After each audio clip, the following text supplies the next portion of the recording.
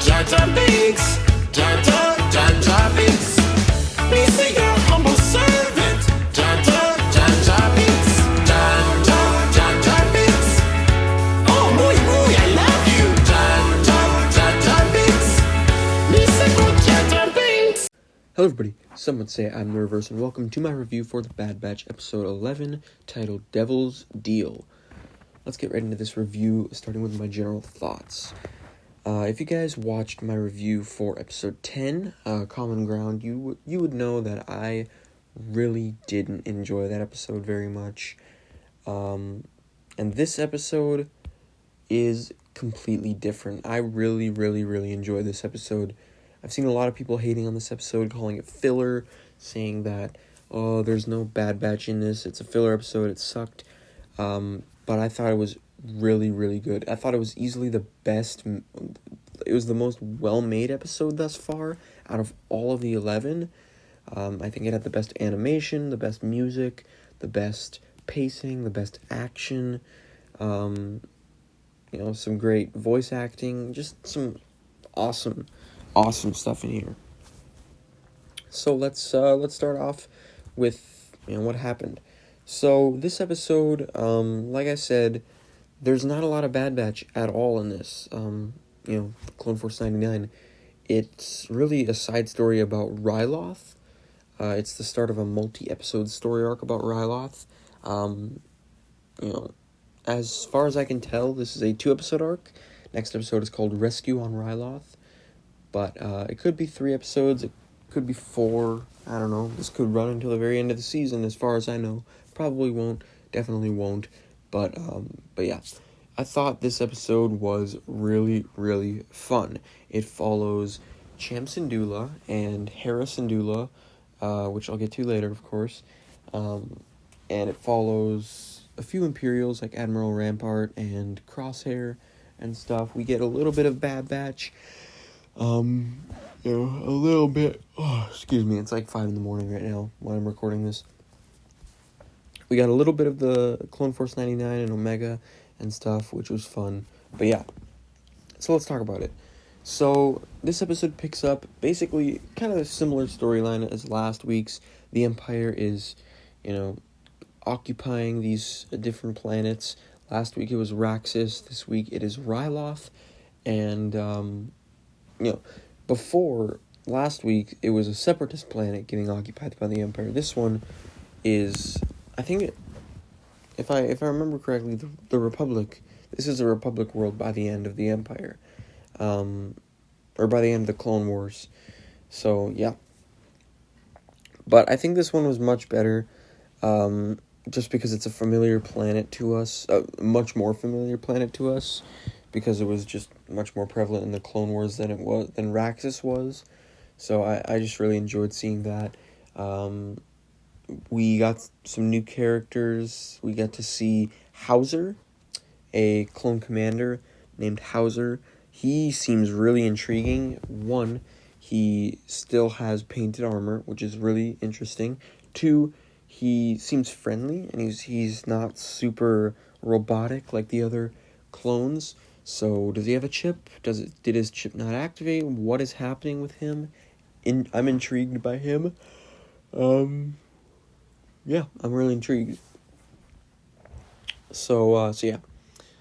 So like I said, this episode follows Cham Syndulla. It basically follows him not wanting to follow with the Empire and stuff.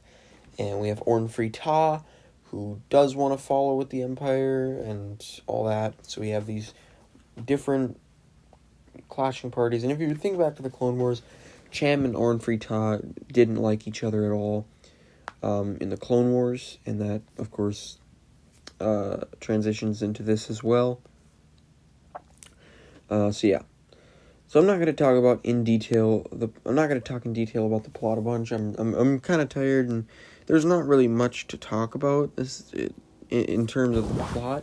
Things just happen, and it's a very dynamic plot, and yeah, I like it. So basically, it just follows some freedom fighters. We get Hera and Chopper. Really awesome to see them. one of the things that this show had to do was transition from the Clone Wars to the Galactic Civil War to the Rebels era. We already got Kanan, now we're getting Hera and Chopper. I love it. It was really cool seeing them, and the voice actress did a great. I believe it was the same voice actress. She definitely sounded younger, and she had the whole thick Twi'lek accent. It sounded great. I think Dave Filoni did the Chopper voice again, which is great, and all that was great. And yeah, so they break into a refinery and they help. They go on a supply run with Gobi and stuff, and they meet with the Bad Batch, get some weapons. They smuggle weapons on board, or onto the planet, and they get ambushed by the Imperials. Stuff happens. Crosshair, knocks their ship down and stuff. Crosshair, by the way, really cool in this episode. He has a new design because obviously he got injured in the last 2 episodes. He was bandaged and stuff. He's completely burnt on the side of his head, and it's pretty freaky. But yeah.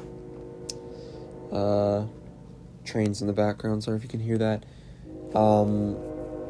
But he actually kills Orn Free-Taa, shoots him right in the side of the head. Now, this was a really, really awesome moment in the episode, but it's a retcon to Lords of the Sith, one of the canon novels, which I'm not a huge fan of that novel. I thought it was a great opportunity to have some Vader and Palpatine stuff, and it did that stuff well, but I wasn't a fan of the fact that it was a Cham Syndulla story for some reason. Not a fan of that, but yeah, Orn Free-Taa was in that story. That was in 14 BBY. This is in 19 BBY, or I think it's 19 BBY, maybe 18 BBY, I don't know. Either way, it's before that, about 4 or 5 years before that, and Orn Free-Taa is seemingly killed. So another retcon.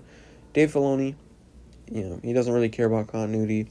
One of the things I don't really like about his work, always retconning stuff, but yeah, the moment itself was really cool. And like I said, the music, especially in the final moments of this episode, were really tense and really awesome. And yeah. And like I said earlier, the pacing was great. The episode was pretty slow. There wasn't much action. And then when you get to the end, it's very fast-paced, but it's not too fast-paced. It was perfectly paced, in my opinion. And the action was great. It was guerrilla warfare between the freedom fighters and the Empire, and all that was great. And yeah. And then, of course, the animation was great throughout the entire thing.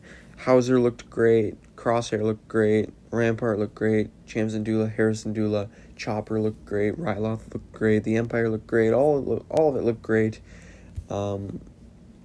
Specifically, there's one shot when they've just finished their supply run. They're flying down to the planet of Ryloth, and they fly past, and you see the sky, and there's this huge cloud cover moving in, and it's so gorgeous.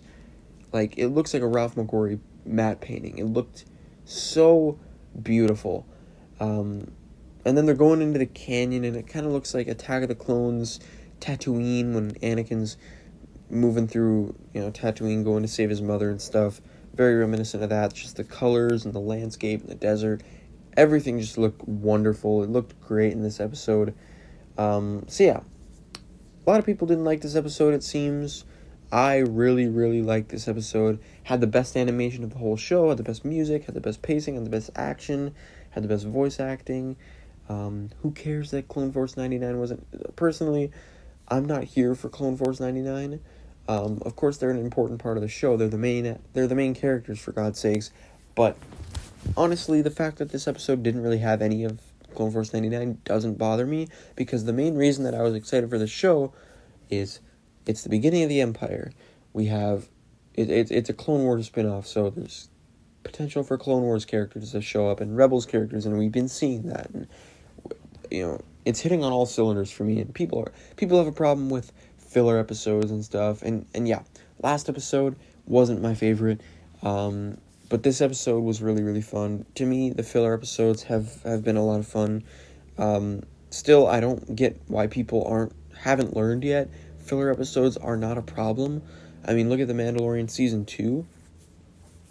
It had a filler episode to start off with the Marshal, And then with the frog lady and stuff, that was a filler episode. And the Bo-Katan episode was filler at first, and the what do you call it? Where they the siege is what it was called. That was a filler episode, kind of, and it was all filler episodes until episode 5, but it all came together in the end, and that's what it's going to do with the Bad Batch. I guarantee it. I can guarantee it.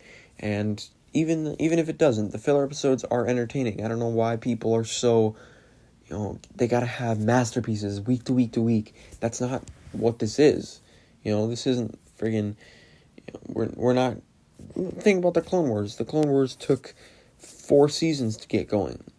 And this is already better than season 1 of the Clone Wars. Just be patient. We're getting good Star Wars content week to week. But, of course, people are too hard to please. I don't know. But I really like this episode. I don't know. You don't need the Bad Batch in an episode of the Bad Batch. As long as, they're in next week, which they will be, of course. They're going to come and rescue. It's called Rescue on Ryloth. It's going to be them rescuing the Syndulas. As long as they're in next week, completely fine with it. It was a fun episode. That's all that matters. And the story was good. And it was the best. It was the most well-made episode thus far. Great episode. Probably give it a 9 point something out of 10. And yeah, hope you guys enjoyed. Don't forget to like, comment, share, and subscribe. Stay tuned for all my future reviews of the Bad Batch. Sorry if I was a little out of it, rambling on this week. Very tired. It's 5 in the morning right now. Woke up a little early this morning, and yeah. So stay tuned for my future Bad Batch reviews. Stay tuned for my future videos, my Legends Never Die videos. Taking a little while to read the Marvel comics. That's just the way it is. There's 108 of them, plus annuals. I'm on 50-something, 53 maybe, 54, I believe. So stay tuned for that whenever that comes out. And yeah, see ya.